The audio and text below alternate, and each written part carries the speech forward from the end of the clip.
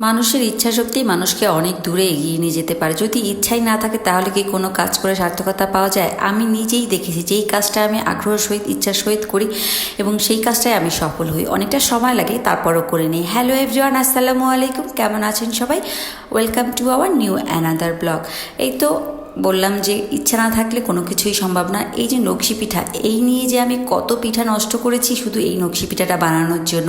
মানে নকশি পিঠা যখনই বানাতে যেতাম তখনই হতো না, কিন্তু অনেক চেষ্টার পরে কিন্তু এখন আমি সাকসেস। এরকম জীবনের প্রত্যেকটা ক্ষেত্রেই দেখা যায় অনেক বাধার সম্মুখীন হয়েও যদি সেই কাজটার পিছনে লেগে থাকা যায় তাহলে একদিন না একদিন ঠিকই সফল হওয়া যায়।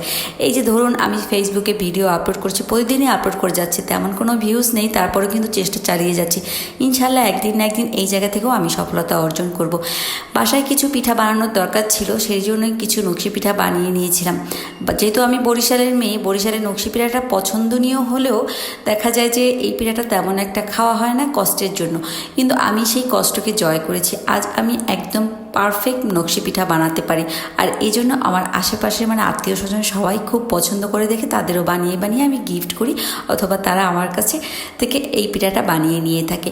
তো আমার কাছে খুবই ভালো লাগে, যত কষ্টই হোক না কেন আমি তো এই জায়গাতে সাকসেস হয়েছি এবং ফেসবুকেও ইনশাল্লাহ একদিন একদিন আমি ঠিকই সাকসেস হব, আর যদি আমার ইচ্ছাশক্তিটাকে এভাবে কাজে লাগিয়ে যেতে পারি।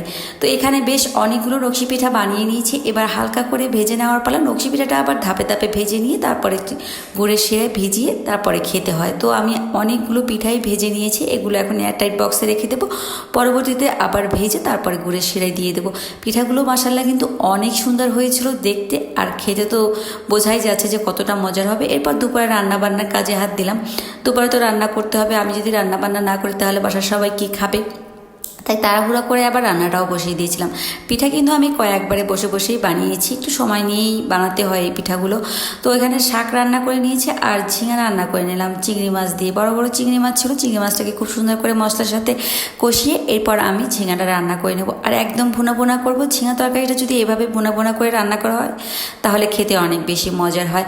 আর ঢাকনা দেব না, একদম হাই হিটে ঢাকনা ছাড়াই আমি ঝিঙাটা রান্না করে নেব, কারণ যদি ঢাকনা দিয়ে দিই তাহলে অনেকটা পানি বের হয়ে যাবে আর একদম গলে গলে যাবে, খেতে ভালো লাগবে না। আর রান্না করে নিয়েছিলাম ডাল, মসুর ডাল, তো ডালটা হয়ে গিয়েছে, ফোড়ন দিয়ে নিলাম। সাথে রান্না করে নিয়েছিলাম শিং মাছ আলু দিয়ে, আরও কিছু তরকারি ছিল গতকালে, সেগুলো গরম করে নিয়েছি। বেশ অনেকগুলো আইটেমই দুপুরের খাবারে রেখেছিলাম। তো এই তো ডালটা ফোড়ন দেওয়া হয়ে গেছে, পাশের চুলাতে আমি ঝিঙাটাও কিন্তু দিয়ে দিচ্ছি। আমি কিন্তু একবারের জন্য ঢাকনা দেইনি, আর শিং মাছটাকে আমি একটু ভেজে রান্না করছি।